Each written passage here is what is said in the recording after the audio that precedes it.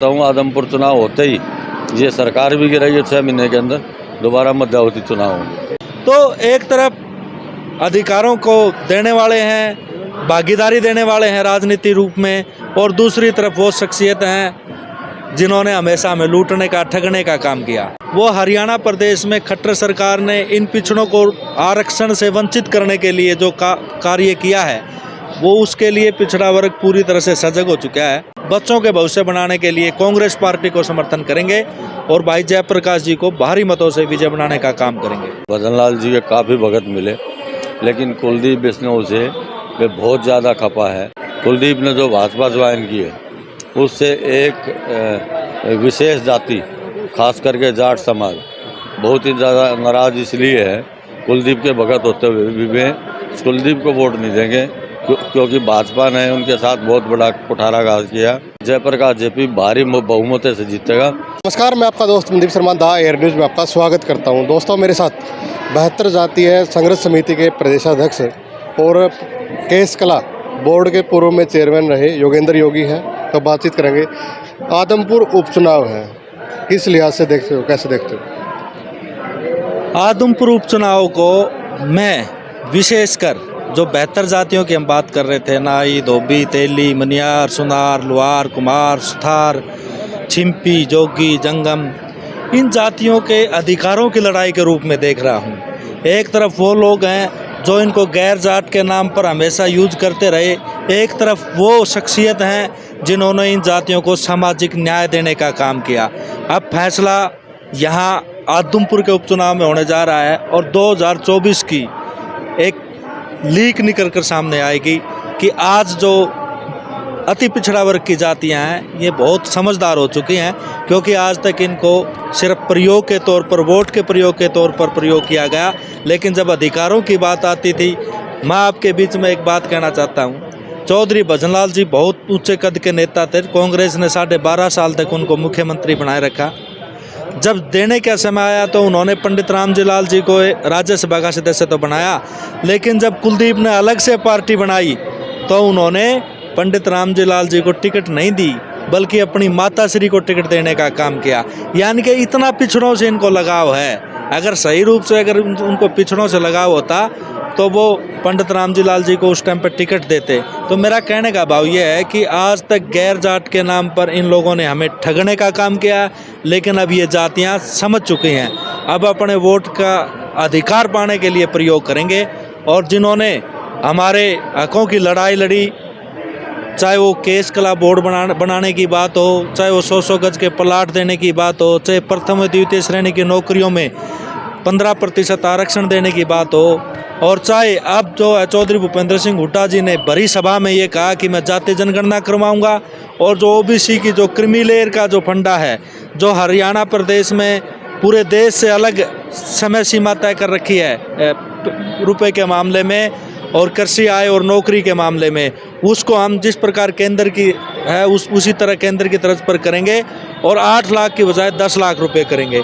तो एक तरफ अधिकारों को देने वाले हैं, भागीदारी देने वाले हैं राजनीति रूप में, और दूसरी तरफ वो शख्सियत हैं जिन्होंने हमेशा हमें लूटने का, ठगने का काम किया। हुड्डा सरकार में आप केस कला के चेयरमैन रहे हो, तो अब कौन है चेयरमैन?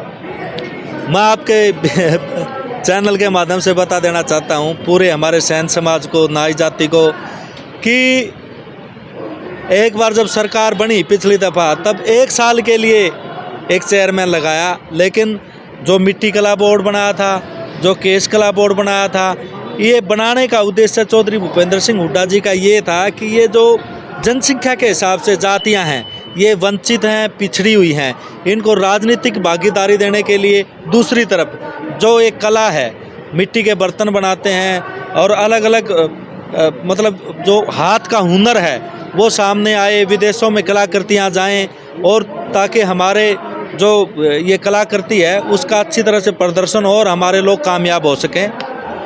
वो हमारा उद्देश्य था चौधरी भूपेंद्र सिंह हुड्डा जी का।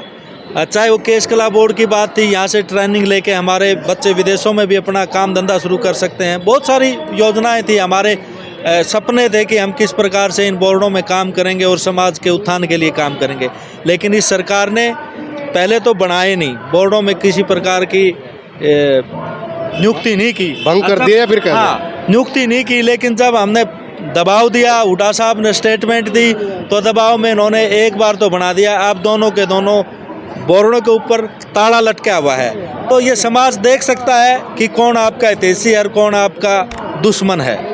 तो आदमपुर में जा रहे हो, लोगों को कैसे क्या बोल रहे हो आप लोग, और किसके फेवर में आप वोटिंग कर रहे हो? आदमपुर में जा रहे हैं, आदमपुर के लोगों को बता रहे हैं कि अगर आपकी बहुत सारे लोगों के फ़ोन आए, बोले भाई हमारा ओबीसी का सर्टिफिकेट नहीं बनता। मगर बनेगा भी नहीं भाई। बोले क्योंकि एक तो परिवार पहचान पत्र में सारी इनकम जोड़ दी, और जो मैं बता रहा था क्रीमी लेयर का फंडा, वो हरियाणा प्रदेश में खट्टर सरकार ने इन पिछड़ों को आरक्षण से वंचित करने के लिए जो कार्य किया है, वो उसके लिए पिछड़ा वर्ग पूरी तरह से सजग हो चुका है और लोग बदला लेने के लिए तैयार बैठे हैं। पूरी ज़िंदगी अब ठगा महसूस नहीं करेंगे। अब आने वाले पीढ़ियां जो हैं वो जागरूक हो चुकी हैं और अपने भविष्य को बचाने के लिए, अपने बच्चों के भविष्य बनाने के लिए कांग्रेस पार्टी को समर्थन करेंगे और भाई जयप्रकाश जी को भारी मतों से विजय बनाने का काम करेंगे। जी, आपका परिचय? मैं किशनलाल पांचाल रोहद। मैं आप लोगों को बताना चाहूँगा, मैं पिछले 10 दिन से यहाँ आदमपुर हल्के में काम कर रहा हूँ और जो लोगों की भावना में देख रहा हूँ, यहाँ पे जो है ना, चौधरी भजन लाल जी ने बहुत अच्छे काम किए। चौधरी भजन लाल जी के काफ़ी भगत मिले, लेकिन कुलदीप बिश्नोई से वे बहुत ज़्यादा खपा है। बिश्नोई समाज भी काफ़ी खपा है। उसके बाद में जो है ना, कुलदीप ने जो भाजपा ज्वाइन की है, उससे एक विशेष जाति, खास करके जाट समाज, बहुत ही ज़्यादा नाराज़ इसलिए है। कुलदीप के भगत होते हुए भी वे कुलदीप को वोट नहीं देंगे, क्योंकि भाजपा ने उनके साथ बहुत बड़ा कुठाराघात किया। 750 के करीब किसान शहीद हुए आप लोगों के सामने। 13 महीने आंदोलन चला। तो जाट बिरादरी वोट नहीं देगी। जाट बिरादरी का एक तरफा बहुमत जो है ना, जयप्रकाश जेपी को मिल रहा है, कांग्रेस पार्टी को मिल रहा है और यहाँ भारी बहुमत से। उसके बाद में जैसे SC और BC के गरीब बच्चे और भी वंचित जो शोषित पीड़ित जातियाँ हैं, हर एक जाति में गरीब लोग हैं, उनके बच्चे सरकारी स्कूलों में पढ़ते थे।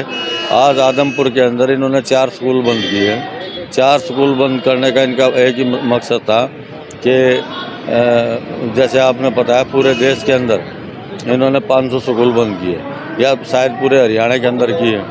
तो ये स्कूलों को बंद कर रहे हैं। शिक्षा को भी इन्होंने बेच दिया, रेल बेच दिए, एयरपोर्ट बेच दिए, एयर इंडिया बेच दी, प्लेटफार्म बेच दिए, रोडवेज बेच दी, सब कुछ बेचने का इन्होंने काम किया। अब किसानों की ज़मीन बेचने का इनका एजेंडा था, जो किसानों ने इसको पास नहीं होने दिया। दूसरी बात क्या है कि इन लोगों ने अब ये जो स्कीम चलाई है कि सरकारी स्कूल में जो बच्चा पढ़ेगा वो 500 रुपये देगा और प्राइवेट में जो पढ़ेगा उसको 1100 रुपये मिलेगा। ये जैसे जियो की सिम आई थी, फ्री में मोबाइल बांटे थे और फ्री में कोई बिल नहीं आता था, फ्री में सुनो, इनकमिंग और आउटगोइंग उस टाइम दोनों लगती थी और बड़े महंगे फ़ोन होते थे। लेकिन इन्होंने कुछ टाइम, महीने 2 महीने 6 महीने के बाद वही काम किया कि आज उनके मोटे मोटे बिल आने लगे और लोगों ने जियो से मुँह तोड़ दिया। तो ये इनकी जो स्कीम है स्कूल बेचने की, शिक्षा बेचने की, इनका वही एजेंडा है। अब दुनिया पढ़ी लिखी हो चुकी है, पागल नहीं है और इनके जो है ना बहकावे मारने वाली नहीं है। तो मैं आप लोगों को यही बताना चाहूँगा कि जयप्रकाश जेपी भारी बहुमत से जीतेगा और जिस टाइम भारी बहुमत से जीत हो जाएगी तो 2024 की सरकार बनाने के लिए हमारे लिए बहुत आसानी होगी। और ये भी बता देता हूँ, आदमपुर चुनाव होते ही ये सरकार भी गिरेगी, 6 महीने के अंदर दोबारा मध्यावधि चुनाव होंगे। तो वीडियो को ज़्यादा से ज़्यादा शेयर भी करें। धन्यवाद।